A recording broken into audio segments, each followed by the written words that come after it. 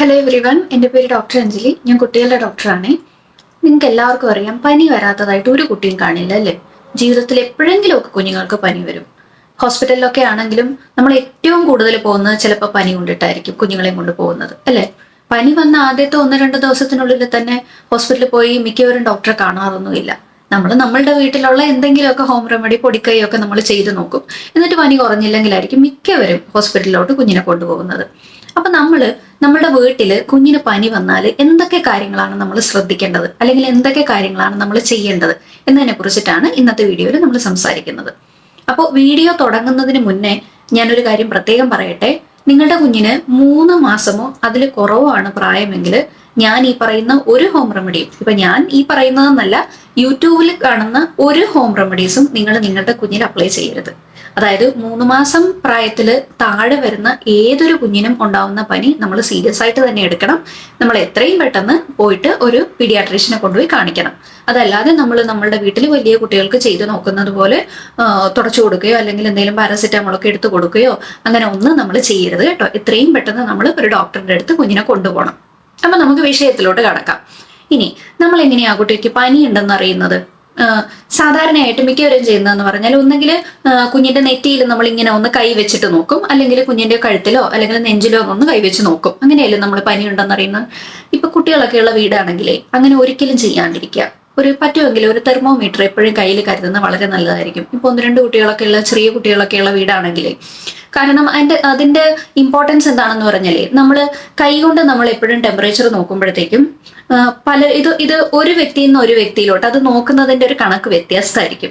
അത് ഞാനങ്ങനെ പറയാൻ കാരണം എന്താന്ന് പറഞ്ഞാൽ, ഇപ്പൊ നോക്കും, ഇപ്പൊ എന്റെ കൈ നല്ല തണുത്തിട്ടാ, ഇപ്പൊ എന്റെ കൈ നല്ല തണുത്തിട്ടാണെങ്കിൽ ഞാൻ നോക്കുമ്പോഴത്തേക്കും എനിക്ക് ചിലപ്പോൾ പനി ഇല്ലാത്ത ഒരാൾക്ക് പനി ഉണ്ടെന്ന് തോന്നാം, കുറച്ചും കൂടി ചൂടായിട്ട് തോന്നാം. അതേസമയം നല്ല വാമായിട്ടിരിക്കുന്ന ഒരു ഹാൻഡ് വെച്ചിട്ടാണ് നോക്കുന്നതെങ്കിൽ ചിലപ്പോൾ അയാൾക്ക് ചൂടുണ്ടെന്നേ തോന്നില്ല. അപ്പൊ ഒരു പേഴ്സൺ ടു പേഴ്സൺ അവിടെ ഒരു ഡിഫറൻസ് ഉണ്ടാവും. അപ്പൊ അതുകൊണ്ട് തന്നെ നമുക്ക് കൃത്യമായിട്ട് കുഞ്ഞിന് പനി ഉണ്ടോ ഇല്ലയോ എന്നുള്ളത് നമുക്ക് അങ്ങനെ കൈകൊണ്ട് നോക്കിയിട്ടൊന്നും അറിയാൻ പറ്റത്തില്ല. അപ്പൊ അതുകൊണ്ട് എപ്പോഴും നല്ലത് നമ്മൾ വീട്ടിൽ ഒരു തെർമോമീറ്റർ കരുതിയിട്ട് കുഞ്ഞിന് പനി ഉണ്ടെന്ന് തോന്നിക്കഴിഞ്ഞാൽ ഒരു തെർമോമീറ്റർ വെച്ചിട്ട് നോക്കുന്നതായിരിക്കും. അപ്പൊ നമ്മള് തെർമോമീറ്റർ യൂസ് ചെയ്യുമ്പോൾ ഏത് തരത്തിലുള്ള തെർമോമീറ്ററാണ് യൂസ് ചെയ്യുന്നത്? പല തരത്തിലുള്ള തെർമോമീറ്ററുകളുണ്ട്. അതായത് റെക്ടൽ തെർമോമീറ്റർ ഉണ്ട്, കുഞ്ഞിന്റെ മലദ്വാരത്തിൽ വെച്ചിട്ട് നോക്കുന്ന തെർമോമീറ്റർ ഉണ്ട്, പിന്നെ ടെംപാനിക് തെർമോമീറ്റർ ഉണ്ട്. ഹോസ്പിറ്റൽസിലൊക്കെ സാധാരണ യൂസ് ചെയ്യുന്ന ടെംപാനിക് ആണ്, അതായത് കുഞ്ഞിന്റെ ചെവിയിൽ വെച്ചിട്ട് നോക്കുന്ന തെർമോമീറ്റർ. അതാണ് ഏറ്റവും നല്ലതെന്ന് പറയുക. പിന്നെ കുഞ്ഞുങ്ങളുടെ നാക്കിന്റെ അടിയിൽ വെച്ചിട്ട് നോക്കാറുണ്ട്, കുഞ്ഞുങ്ങളുടെ കക്ഷത്തിൽ ആക്സിലയിൽ വെച്ചിട്ട് നോക്കാറുണ്ട്, അതായത് ടാക്ടൈൽ തെർമോമീറ്റേഴ്സ്. അപ്പൊ നമ്മൾ നമ്മുടെ വീട്ടിൽ മേടിക്കുമ്പോൾ എപ്പോഴും ഇല്ല, ഒരു ഡിജിറ്റൽ തെർമോമീറ്റർ മേടിച്ചാൽ മതി. ഡിജിറ്റൽ തെർമോമീറ്റർ എന്ന് പറയുമ്പോഴത്തേക്കും നമ്മൾ കുഞ്ഞുങ്ങളുടെ കക്ഷത്തിൽ വെച്ചിട്ട് നോക്കില്ലേ, അങ്ങനത്തെ ഒരു തെർമോമീറ്റർ മേടിച്ചാൽ മതി. സാധാരണക്കാർക്കൊക്കെ ഉപയോഗിക്കാൻ കുറച്ചുകൂടി എളുപ്പവും കുറച്ചുകൂടി ഇന്റർപ്രറ്റ് ചെയ്യാനും കുറച്ചുകൂടിയൊക്കെ എളുപ്പം അതായിരിക്കും. അപ്പോൾ ഡിജിറ്റൽ തെർമോമീറ്ററിൽ എത്രയുടെ മുകളിൽ കാണിക്കുമ്പോഴാണ് നമ്മൾ കുഞ്ഞിന് പനി ഉണ്ടെന്ന് പറയുന്നത്? ഒരു 99 ഡിഗ്രി ഫാരൻഹീറ്റ് അല്ലെങ്കിൽ ഒരു 37.2 ഡിഗ്രി സെന്റിഗ്രേഡ് അതിന് മുകളിൽ കുഞ്ഞിന് ടെമ്പറേച്ചർ കാണിക്കുവാണെങ്കിൽ അതിനർത്ഥം കുഞ്ഞിന് ഫീവർ ഉണ്ടെന്നാണ്. അപ്പോൾ നമ്മള് എല്ലാ തെർമോമീറ്ററുകളിലും ഈ ഒരു റേഞ്ച് ആയിരിക്കില്ല. ഇപ്പൊ നിങ്ങൾ ആശുപത്രിയിൽ പോകുമ്പോൾ ഒരു ടിംപാനിക്, ചെവിയിൽ വെക്കുന്ന ഒരു ടിംപാനിക് തെർമോമീറ്ററിലാണ് നോക്കുന്നതെങ്കിൽ അതിൽ ഡിഫറെന്റ് ആയിരിക്കും. അതിലൊരു 100.4 മുകളിലോ അല്ലെങ്കിൽ ഒരു 38 ഡിഗ്രി സെന്റിഗ്രേഡിന്റെ മുകളിലോ കാണിക്കുമ്പോഴായിരിക്കും ടെമ്പറേച്ചർ എന്ന് പറയാം. അതായത് ഈ ടാക്ടൈൽ തെർമോമീറ്റർ വെച്ചിട്ട്, ഡിജിറ്റൽ തെർമോമീറ്റർ വെച്ചിട്ട് നമ്മൾ നോക്കുന്നതെന്ന് പറഞ്ഞാൽ കോർ ടെമ്പറേച്ചർ അല്ല. അപ്പൊ നമ്മൾ ഈ തെർമോമീറ്റർ വെച്ചിട്ട് നമ്മൾ നോക്കുമ്പോൾ കുറച്ച് കുറവാണ് കാണിക്കുന്നതെങ്കിൽ പോലും കുഞ്ഞിന്റെ കുഞ്ഞിന് ഉള്ളില് ചൂട് കൂടുതലായിരിക്കും. അപ്പൊ അതുകൊണ്ടാണ് അതിന്റെ ആ വാല്യൂയിൽ അങ്ങനെ ഒരു വ്യത്യാസം വരുന്നത്. അപ്പൊ ഇത്രയും ഓർത്തിരിക്കുക, 99 ഡിഗ്രി സെന്റിഗ്രേഡിന് മേളിലുണ്ടെങ്കിൽ വിചാരിക്കുക, 99 ഡിഗ്രി ഫാരൻഹീറ്റിന് മേളിലുണ്ടെങ്കിൽ വിചാരിക്കുക കുഞ്ഞിന് പനിയുണ്ടെന്ന്. അപ്പൊ കുഞ്ഞിന് പനിയുള്ളപ്പോൾ നമ്മൾ എന്താ ചെയ്യേണ്ടത്? നമ്മൾ പാരാസിറ്റാമോളിന്റെ സിറപ്പ് കൊടുക്കണം അല്ലേ? അപ്പൊ പാരാസിറ്റാമോളിന്റെ സിറപ്പ് എപ്പോഴും നിങ്ങളൊരു ഡോക്ടറെ കൺസൾട്ട് ചെയ്തിട്ട് നിങ്ങളുടെ കുഞ്ഞിന്റെ പ്രായത്തിനും പ്രധാനമായിട്ട് നിങ്ങളുടെ കുഞ്ഞിന്റെ വെയിറ്റിനും വെച്ചിട്ട് ഡോക്ടർ കാൽക്കുലേറ്റ് ചെയ്തിട്ട് സിറപ്പിന്റെ ഒരു അളവ് പറയും, അതേ നിങ്ങൾ കൊടുക്കാവുള്ളൂ കേട്ടോ. അല്ലാണ്ട് നമ്മൾ ചിലപ്പോൾ വലിയ കുട്ടിക്ക് ഞാൻ ഇത്ര കൊടുത്തു, അപ്പൊ ചെറിയ കുട്ടിക്ക് ഒരു 1-2 ml കുറച്ചിട്ട് ഇത്ര കൊടുക്കാം എന്നൊന്നും വെച്ചിട്ട് ഒരു കണക്കിലൊന്നും നമ്മൾ കൊടുക്കരുത്. അപ്പൊ പാരാസിറ്റാമോളിന്റെ സിറപ്പ് 125 mg അവൈലബിൾ ആയിട്ടുണ്ട്, 250 mg ഉണ്ട്, പിന്നെ പാരാസിറ്റാമോളിന്റെ ഡ്രോപ്സ് ഉണ്ട്, അതായത് 100 mg, 1 ml 100 mg വരുന്നത്. അപ്പൊ നിങ്ങളുടെ കുഞ്ഞിന്റെ വെയിറ്റ് അനുസരിച്ചിട്ട് നിങ്ങളുടെ ഡോക്ടർ കുഞ്ഞിന് എത്ര കൊടുക്കാനാണോ പറഞ്ഞിരിക്കുന്നത് അത് മാത്രമേ നിങ്ങൾ കൊടുക്കാവുള്ളൂ കേട്ടോ.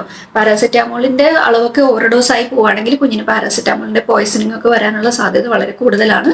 അപ്പൊ അതുകൊണ്ട് സെൽഫ് ട്രീറ്റ്മെന്റ് ചെയ്യുമ്പോഴത്തേക്ക് എപ്പോഴും ഒരു ഡോക്ടറെ നമ്മൾ ചോദിച്ചിട്ട് ഡോക്ടർ എത്രയാണോ കൊടുക്കാൻ പറഞ്ഞിട്ടുള്ളത് അത് മാത്രമേ നമ്മൾ ചെയ്യാവുള്ളൂ വീട്ടിൽ കൊടുക്കുമ്പോഴത്തേക്കും.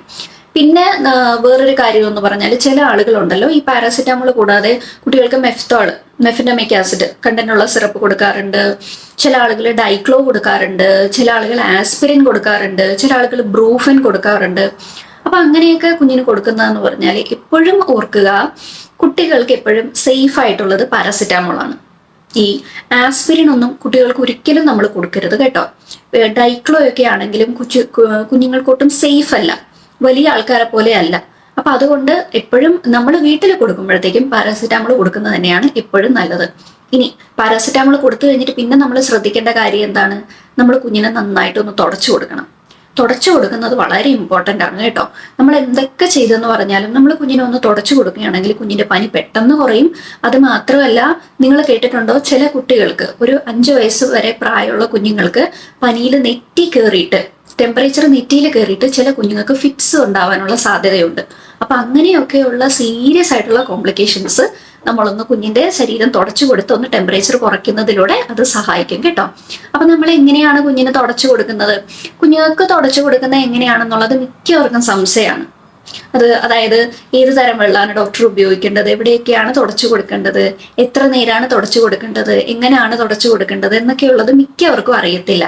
അപ്പൊ നമ്മൾ തുടച്ചു കൊടുക്കുമ്പോൾ നമ്മൾ എപ്പോഴും ശ്രദ്ധിക്കേണ്ടതെന്ന് പറഞ്ഞാൽ കുഞ്ഞിന്റെ ശരീരത്ത് ഡ്രസ്സ് മുഴുവൻ മാറ്റുക, ടൈറ്റ് ആയിട്ടുള്ള ക്ലോത്ത്സ് ഒന്നും യൂസ് ചെയ്യാണ്ടിരിക്കുക, ഡ്രസ്സ് മുഴുവൻ അഴിച്ചിട്ട് ചെറു ചൂടുള്ള വെള്ളം എടുക്കുക.